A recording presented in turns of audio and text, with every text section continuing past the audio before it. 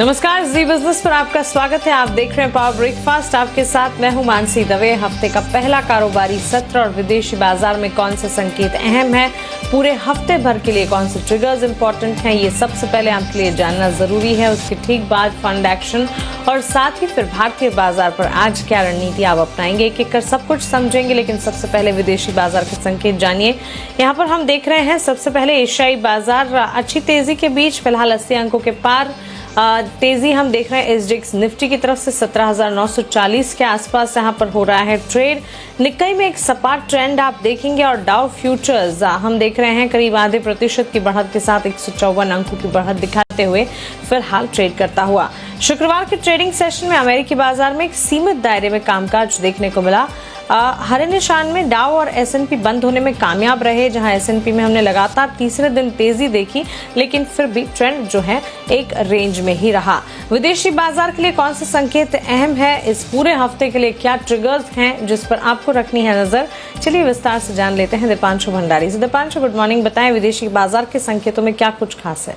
Good morning Mansi. और ज़्यादातर अच्छे ही संकेत आते हुए दिख रहे हैं। एसजीएक्स निफ्टी पर देखिए बढ़िया गेंस आ रही हैं, 17,950 के करीब है। डाउ फ्यूचर्स में आप आधे % की तेजी देख रहे हैं, करीब 150 पॉइंट ऊपर। नैस्डैक फ्यूचर्स में भी वैसा ही बड़ा एक्शन बनते हुए दिख रहा है। दरअसल ये काफ़ी अहम हफ्ता रहने वाला है अगर आप कॉमेंट्री की बात करें, क्योंकि यूएस फेड के चेयरमैन साथ ही यूएस की वित्त मंत्री जैनेट येलेन ये दोनों यूएस कांग्रेस के सामने गवाही देने वाले हैं, तो वो एक अहम इवेंट रहेगा। साथ ही यूएस की डेट सीलिंग कर्ज सीमा पर चर्चा होने वाली है। अगर शुक्रवार तक फैसला नहीं किया गया, कर सीमा नहीं बढ़ाई गई, तो यूएस में शटडाउन लग सकता है। हालांकि ये पहले भी कई बार हो चुका है, बट मार्केट के लिहाज से एक इंपॉर्टेंट इवेंट रहेगा। और साथ ही यूएस के Q2 जीडीपी के फाइनल आंकड़े भी आने वाले हैं, तो वहां पर सबकी नजर बनी होगी। इस समय की सबसे बड़ी खबर, हालांकि क्यूज ज्यादातर पॉजिटिव आ रहे हैं, पर कच्चे तेल पर आप रखिए नजर, क्योंकि अब $79 के पार आपको ब्रेंट ट्रेड करते हुए दिख रहा है, जो कि 3 साल की ऊंचाई है।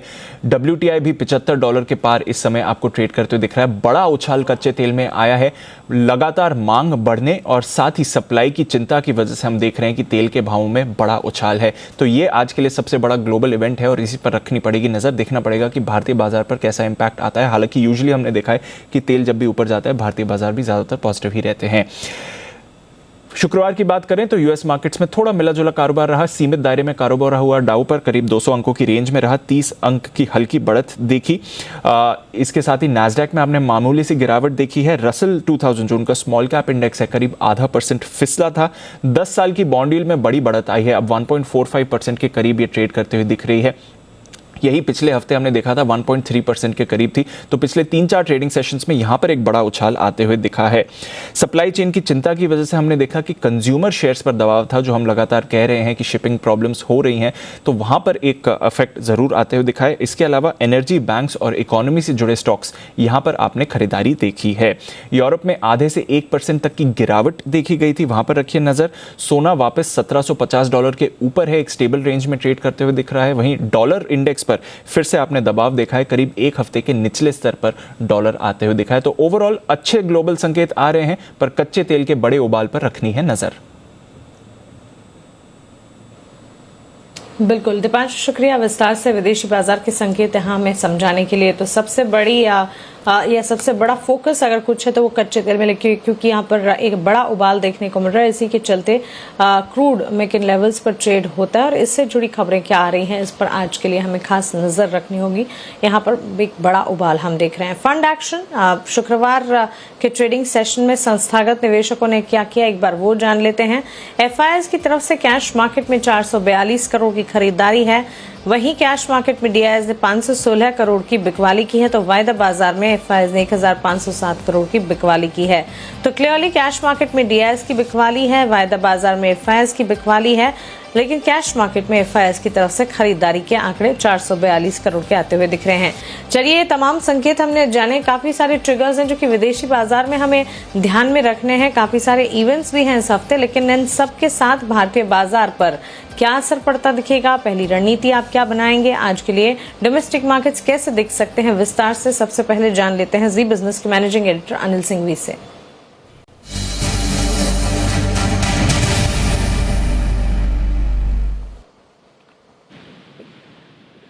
Anil sir, good morning sir. एक तो कच्चे तेल में इतना उबाल हम देख रहे हैं, विदेशी बाजार के संकेत जो देख रहे हैं मिले जुले अमेरिकी बाजार के साथ शुक्रवार के दिन हुए, और एशियाई बाजार की अच्छी शुरुआत, फंड एक्शन, यहाँ पर कैश मार्केट में एफआईएस की खरीदारी है। कैसे समझे सर इन संकेतों को और आज के लिए क्या रणनीति बनाए? Good morning Mansi. देखिए, संकेत काफी अच्छे हैं और ग्लोबल रैली जो चल रही है उसका फायदा भारतीय बाजार भी उठाते हुए दिखेंगे। और वैसे भी हमने रिकॉर्ड हाइज बनाए ही हैं शुक्रवार को, तो ऐसे तो कोई दिक्कत वाली बात है नहीं। मोमेंटम स्ट्रांग है, फ्लोज ठीक है, कोई बहुत बुरे है नहीं। और 18,000 का एक बड़ा लेवल है, उसके आसपास हम है, लेकिन मुझे नहीं लगता कि बहुत ज्यादा मुश्किल आनी चाहिए 18,000 को पार करने में। तो हो सकता है आजकल में एक दो दिनों में कभी भी आप 18,000 के ऊपर निकलते हुए निफ्टी को देखेंगे ही।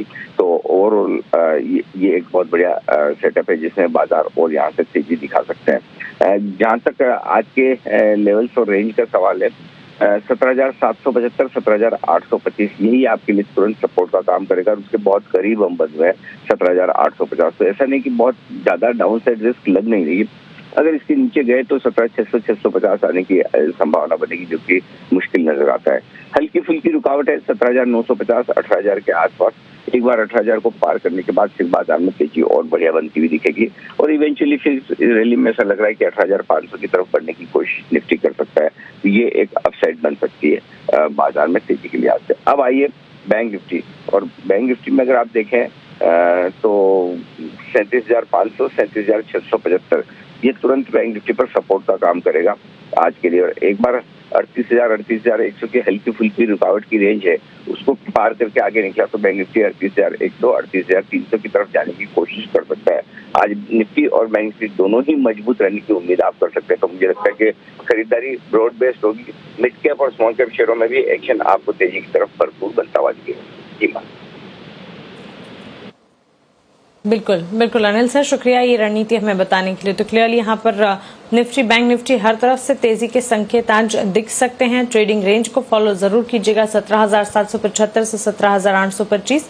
निफ्टी के लिए इस दायरे को आप ऊपरी रेंज के तौर पर मानकर, सपोर्ट के तौर पर मानकर चल सकते हैं। वहीं 17,950 से 18,000 ये एक रेंज है जिसे ऊपरी रेंज के तौर पर मानकर चले। 18,000 के पार जाने पर 18,500 तक की अपसाइड भी देखने को मिल सकती है और इसी तरफ आगे निफ्टी बढ़ता हुआ दिखेगा। बैंक निफ्टी 37,500 से 37,675 ये होगी बैंक निफ्टी के लिए मजबूत सपोर्ट की रेंज, और 38,000 से 38,100 ये होगी ऊपरी रेंज। उसके बाद यहाँ पर 38,300 तक भी जाने की पूरी संभावना बैंक निफ्टी की तरफ से आती हुई दिख सकती है। तो अच्छी तेजी के संकेत भारतीय बाजार के लिए बनते हुए दिख रहे हैं और बाजार मौके मिड कैप इंडेक्स में भी देगा, कैश मार्केट में भी देगा, जो कि लगातार मिड कैप, स्मॉल कैप और कैश मार्केट से जुड़े स्टॉक्स में हम एक्शन देख रहे हैं, वो आज भी कायम रहेगा। और इसके अलावा बाजार की अपनी तेजी तो है ही जिस पर बाजार रिएक्ट करता हुआ दिखेगा। खबरों के दम पर कहां पर एक्शन है, पूरे वीकेंड में कौन सी खबरें आई बाजार से जुड़ी और आज के लिए इंपॉर्टेंट ट्रिगर्स क्या है, वरुण दुबे से जानते हैं। वरुण, गुड मॉर्निंग, बताएं। Good morning Mansi. तो ट्रिगर्स के तौर पे सबसे पहले तो आपको भारतीय एयरटेल पे नजर रखनी है, क्योंकि जो 21,000 करोड़ का राइट इशू है उसकी आज एक्स डेट है। 535 का राइट इशू का प्राइस रखा गया था। एंटाइटलमेंट रेशियो जो है 1:14 का है। एफएनओ में भी आपको एडजस्टमेंट देखने मिलेगा, तो इसके चलते इस काउंटर पे आप नजर रखिएगा। केशवराम इंडस्ट्रीज 400 करोड़ के राइट इशू जो है वो आज खुलेगा। इशू प्राइस जो है 50 रुपए प्रति शेयर का है। आरपीपी इंफ्रा 48 करोड़ का जो राइट इशू है वो आज खुलने वाला है। इशू प्राइस जो है 30 रुपए प्रति शेयर का है। और Amara Raja batteries, Andhra Pradesh high court में Amara Raja pollution control board की जो अपील है उस पर आज सुनवाई होने वाली है। शुगर स्टॉक्स को अपने रडार पर रखिएगा, क्योंकि उत्तर प्रदेश में सरकार ने गन्ने का जो दाम है उसको बढ़ाने का ऐलान किया है। जो एसएपी है 325 से बढ़ा के 350 रुपए प्रति क्विंटल किया गया है। पीवीआर, आयनॉक्स, इन सभी काउंटर्स पर नजर रखिएगा, क्योंकि महाराष्ट्र में 22 अक्टूबर से सिनेमा घर और ऑडिटोरियम खोलने के लिए सरकार से मंजूरी मिल चुकी है। हालांकि एनडी के लिए एसओपी जो है वो जल्द जारी करेगी सरकार। और कर्नाटका में भी 1 तारीख से सिनेमा हॉल जो है वो पूरी क्षमता से खुल पाएंगे। तो कहीं ना कहीं इसका इम्पैक्ट जो है, हालांकि शर्तों के साथ खुलेंगे, लेकिन इसका इम्पैक्ट जो है आज आपको पीवीआर, आयनॉक्स में देखने मिलेगा। लिकर स्टॉक्स यहाँ पे नजर रखेगा, क्योंकि कर्नाटका में पब जो है उसको 2 अक्टूबर से दोबारा शुरू करने की अनुमति दे दी गई है। लेकिन इसके साथ साथ यूनाइटेड बेवरेज पे भी नजर रखेगा, क्योंकि इस कंपनी के लिए खराब खबर आई है। सीसीआई ने UBL, Carlsberg India private limited और सैप मिलर समेत 11 लोगों पे जुर्माना लगाया है। यूबीएल पे 72 करोड़, कार्लसबर्ग पे करीब 120 करोड़ के आसपास का जुर्माना लगाया गया है।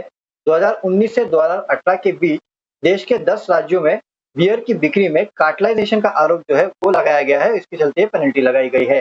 बायोकॉन, यूएस एफडीए ने मलेशिया की बायोकॉन बायोलॉजिक जो इंसुलिन एक्सपोर्ट मैन्युफैक्चरिंग फैसिलिटी है उसकी जांच पूरी कर ली है।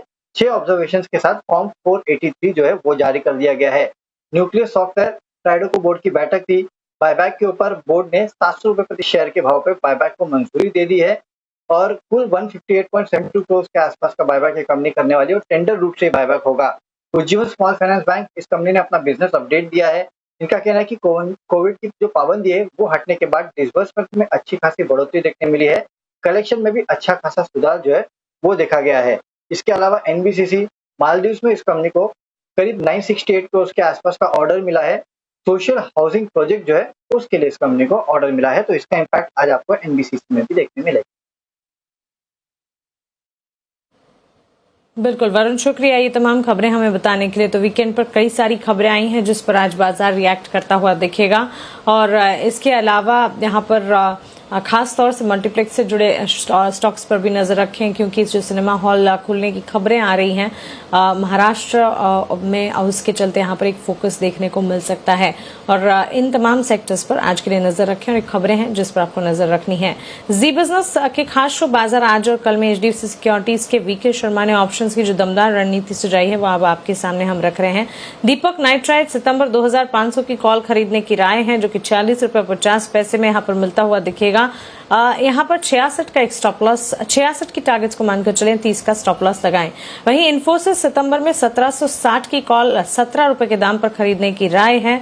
यहाँ पर अगर आप खरीदारी करते हैं 29 के टारगेट्स को मानकर चलें, स्टॉप लॉस आपको 11 रुपए का एक लगाना होगा। कौन सी ट्रेडिंग कॉल्स हैं जहां पर इंट्राडे पर्सपेक्टिव के लिहाज से आप बाइंग करेंगे? 2 कॉल्स है, एक तो एमसीएक्स पर आई है और एक टोरेंट फार्मा पर आई है। चॉइस ब्रोकिंग की राय एमसीएक्स पर है, 1710 के लक्ष्य को मानकर चले, 1629 का स्टॉप लॉस लगाइएगा। और आनंद राठी सिक्योरिटीज टोरेंट फार्मा पर बुलिश है, यहाँ पर अगर खरीदारी करके आप चलते हैं 3215 के लक्ष्य को मानकर चले, 3035 का एक स्टॉप लॉस आपको लगाना होगा। तो आपके लिए 2 ट्रेडिंग कॉल्स जहां पर खरीदारी का मन बनाकर आप चल सकते हैं इंट्राडे पर्सपेक्टिव के लिहाज से। वहीं ऑप्शंस की 2 दमदार रणनीति, दीपक नाइट्राइट, इन्फोसिस, एमसीएक्स और टोरेंट फार्मा, इन चारों स्टॉक्स पर आप आज के लिए नजर रखकर चल सकते हैं। चलिए बाजार पर आज की स्ट्रैटेजी आप क्या बनाएंगे, किन शेयरों में आज आप पैसे लगा सकते हैं, इन पर बात करने के लिए हमारे साथ सेंट्रम ब्रोकिंग के नीलेश जैन जुड़ गए हैं। नीलेश जी गुड मॉर्निंग, स्वागत है आपका जी बिजनेस पर। सबसे पहले आज भारतीय बाजार कैसे दिखेंगे, आपका आउटलुक डोमेस्टिक मार्केट्स को लेकर क्या है? Very good morning to you Mansi ji. Mansi देखिए, पिछले सप्ताह हमने एक नया रिकॉर्ड स्तर आते हुए देखने को मिला था निफ्टी, बैंक निफ्टी, सेंसेक्स सारी इंडेक्स में। इनफैक्ट मैं कहूँगा बैंक निफ्टी थोड़ा सा पिछड़ रहा है जरूर, बट निफ्टी में अगर हम बात करें तो जिस हिसाब से लगातार वीक ऑन वीक बेसिस हम एक स्ट्रॉन्ग क्लोजिंग देख रहे हैं और इस सप्ताह मंथली एफएनओ एक्सपायरी भी है, तो उसके चलते एक शॉर्ट कवरिंग रैली की संभावना डेफिनेटली बन सकती है। तो बाय एंड डिप की रणनीति बिल्कुल बरकरार रखनी चाहिए। निफ्टी में जो सपोर्ट है वो अब हाई साइड में शिफ्ट हो चुका है, 17,780 ये होगा एक स्टॉप लॉस। और निफ्टी में यहाँ से हमें लग रहा है कि 17,950 और 18,000 जो लेवल अभी भी इंटैक्ट है ऑन द हायर साइड। 18,000 एक मेजर हर्डल होगा, अगर उसके ऊपर निकलता है तो ही वहाँ पे एक further short covering rally towards 18,200 to 18,300 की बनने की संभावनाएं नजर आएगी, जो हमें लगता है गोइंग फॉरवर्ड हमें वो देखने को मिल सकता है। बट फिलहाल के लिए इस सप्ताह 18,000 तक का लेवल हमें ध्यान में रखना चाहिए। वही अगर बैंक निफ्टी की बात करें तो डेफिनेटली वहाँ पे एक 38,000 का हर्डल है। 38,000 के ऊपर जैसे ही निकलेगा वहाँ पे भी 38,500 टू 39,000 तक के लेवल हमें देखने को मिल सकते हैं, तो बिल्कुल वहाँ पे भी बाय एंड डिप की रणनीति अपना सकते हैं। बिल्कुल नीलेश जी, साथ ही स्टॉक स्पेसिफिक रिकमेंडेशन आज के लिए आप क्या देंगे? बिल्कुल मानसी, दोनों ही खरीदारी के काउंटर है और शुरुआत करना चाहूंगा भारती एयरटेल से। यहाँ पे बहुत ही स्ट्रॉन्ग लॉन्ग बिल्डअप हमको देखने को मिला था पिछले सप्ताह और साथ ही साथ स्टॉक एक नए रिकॉर्ड हाई पे ट्रेड हो रहा है, तो यहाँ पे खरीद के चलना होगा भारती एयरटेल 720 के स्टॉप लॉस से 780 के टारगेट के लिए। वही दूसरा काउंटर है वो भी अपने नए रिकॉर्ड स्तर के आसपास ट्रेड हो रहा है, ग्रासिम में भी खरीदारी करने की सलाह होगी 1610 के स्टॉप लॉस से 1670 के टारगेट के लिए। बिल्कुल, तो क्लियरली भारतीय एयरटेल और ग्रासिम दोनों में खरीदारी की राय नीलेश जी की तरफ से। नीलेश जी, सेक्टर स्पेसिफिक भी हफ्ते की शुरुआत है, तो एक बार आपसे आपका आउटलुक जानना चाहेंगे। शुक्रवार के ट्रेडिंग सेशन में सबसे ज्यादा गिरावट हावी होती हुई एफएमसीजी स्पेस में दिखी, जहां निफ्टी एफएमसीजी इंडेक्स जो है करीब 457 पॉइंट्स टूटता हुआ हमने देखा है। उसके साथ ही मेटल, फार्मा, सरकारी बैंक क्षेत्र में भी लाल निशान के साथ ट्रेड दिखा। ऑटोमोबाइल स्पेस, साथ ही फाइनेंशियल सर्विसेज और निजी बैंक क्षेत्र और सबसे ज्यादा आईटी स्पेस बाजार को संभालने का काम कर रहे थे। बाजार की अपनी तेजी तो है ही, लेकिन ये जो मिला जुला ट्रेंड सेक्टर स्पेसिफिक दिख रहा है, सेक्टर्स कौन से हैं इंपॉर्टेंट आपके हिसाब से जिस पर हमें नजर रखनी चाहिए? बिल्कुल मानसी जी, देखिए बजाज जिस हिसाब से स्ट्रांग मोमेंटम में है, तो मेरी सलाह होगी कि यहाँ पे फिलहाल के लिए डिफेंसिव इतना अच्छा परफॉर्म नहीं करेगा, तो एफएमसीजी और फार्मा ये सेक्टर शायद इतना ना चले। बट हाँ, ऑन द अदर हैंड अगर हम देखें तो ऑटो सेक्टर एक बॉटम आउट हो चुका है। ऑटो सेक्टर काफी स्ट्रांग लग रहा है। अगर हम कुछ एक स्टॉक देखें जहाँ पे हमने ऑलरेडी मोमेंटम देखा है, लाइक एमएनएम, आईचे मोटर, तो ये कुछ एक काउंटर है जहाँ पे अभी भी एक rally on the high side बन सकती है। इनफैक्ट टाटा मोटर्स का भी जिक्र करना चाहूंगा। तो सारे ही auto counters and auto ancillary यहाँ पे एक पॉजिटिव मोमेंटम हमें देखने को मिल सकता है। साथ ही साथ प्राइवेट सेक्टर बैंक, अगर कुछ प्राइवेट सेक्टर बैंक अगर मैं नाम लेना चाहूँ तो आईसीआईसीआई बैंक हो, एचडीएफसी बैंक हो, यहाँ पे हम ऑलरेडी मोमेंटम देख चुके हैं। तो ये काउंटर है जो बाजार को संभालने का काम कर सकते हैं और यहाँ से और नए रिकॉर्ड स्तर में एक कंट्रीब्यूशन कर सकते हैं। तो private sector bank, auto ancillary, auto index, यही सारे काउंटर्स हमें अच्छे लग रहे हैं। मेटल्स में कहूंगा इतना ज्यादा क्लैरिटी नहीं मिल रही है, मेटल्स को अवॉइड करने की सलाह होगी। और साथ ही साथ आईटी जिस हिसाब से अक्टूबर सीरीज में, अक्टूबर मंथ में नतीजे आने शुरू होंगे, तो उसके पहले एक मोमेंटम वहाँ पे ऑलरेडी हम देख चुके हैं, तो हो सकता है वहाँ पे एक मुनाफा वसूली हो। But overall long term trend में हमें भी आईटी अभी भी अच्छा लगता है। बिल्कुल नीलेश जी, शुक्रिया ये तमाम जानकारी के लिए और बाजार पर अपना नजरिया हमें बताने के लिए। चलिए, ये तो हुई इक्विटी मार्केट्स की बात, लेकिन कमोडिटी बाजार की रणनीति समझते हैं। हमारे साथ मोतीलाल ओसवाल कमोडिटीज के अमित सचदेजा आप जुड़ गए हैं। अमित, गुड मॉर्निंग, स्वागत है आपका जी बिजनेस पर। सबसे पहले बुलियन मार्केट जो ट्रेंड हम देख रहे हैं, सोने चांदी की चाल में क्या करना चाहिए करंट लेवल्स को देखते हुए? जी गुड मॉर्निंग। देखिए, पिछले हफ्ते हमने देखा कि एफओएमसी की बैठक के बाद गोल्ड और सिल्वर में दबाव का माहौल बना हुआ और जो हफ्ते का आखिरी कारोबारी दिन था वहां पर भी हमने सेल ऑन रैलीज की एक ट्रेंड देखा गया था। तो मुझे लगता है कि आज भी या इस हफ्ते के शुरुआती दिनों में भी उछाल पे बिकवाली की मैं सलाह देना चाहूँगा। तो हमें अपसाइड मूव देखने मिलेगा, लेकिन गोल्ड में कहीं ना कहीं जो अपसाइड है वो हो सकता है 46,200 से 250 तक इमीडिएट तौर पे कैप्ड रहे। आप वहाँ पर बिकवाली कर सकते हैं 45,850 के टारगेट के लिए। सिमिलरली चांदी में भी जो सितंबर फ्यूचर्स है वहाँ पर 60,300 से 60,400 के बीच अगर मिले तो बिकवाली की जा सकती है। डाउन साइड में मेरे हिसाब से 59,500 जो रिसेंट लोज है वो रीटेस्ट होने की संभावना है। ऑलराइट, तो गोल्ड और सिल्वर में बिकवाली की राय है अमित की तरफ से, लेकिन कच्चे तेल की चाल को देखते हुए खरीदारी घरेलू बाजार में 5510 के टारगेट्स को मानकर चल सकते, 5380 का स्टॉप लॉस लगाना होगा। चलिए, अब वक्त है ब्रोकरेज रिपोर्ट्स जानने का, वक्त है एफआईआर का।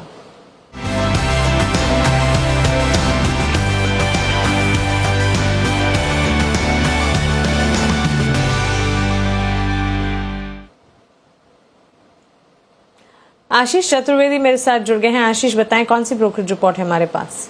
Good morning Mansi. फिलहाल देखिए, लुपिन पर एक बढ़िया रिपोर्ट आई है सीएलएसए की तरफ से। रिपोर्ट में हालांकि जो कमेंट्री और नेगेटिव साइड पर देखने को मिल रही है, ये कह रहे हैं कि जिस प्रकार से यूएस के प्रोडक्ट्स में कुछ दबाव देखने को मिल रहा है, हो सकता है कि आगे जाके एक अर्निंग्स पर इम्पैक्ट देखने को मिले, जिसके चलते सीएलएसए बिकवाली की राय दे रहे। 970 रुपये के लक्ष्य के लिए 926 के आसपास की क्लोजिंग है। हालांकि अगर आप देखें तो इसके कॉन्ट्रा व्यू है नोमेरा का। यहाँ पर एक खरीदारी की राय को बरकरार रखे हुए और करंट मार्केट प्राइस से ऊंचा रख दिया 1297 का। ओएनजीसी पर भी नजर रखिएगा। जेपी मॉर्गन की तरफ से रिपोर्ट आई है, खरीदारी की राय को बरकरार रखा है 190 रुपये के लक्ष्य के लिए। मान रहे कि कोल और गैस और पूरे कमोडिटी स्पेस में अगर आप देखें तो एनर्जी स्पेस में एक बढ़िया अपटेक देखने को मिल रहा है, जिसके चलते आगे एक बेनिफिट देखने को मिलेगा। इसके लिए ये खरीदारी की राय को बरकरार रखे हुए 190 के लक्ष्य के लिए। बिल्कुल आशीष, शुक्रिया ये ब्रोकरेज रिपोर्ट्स में बताने के लिए।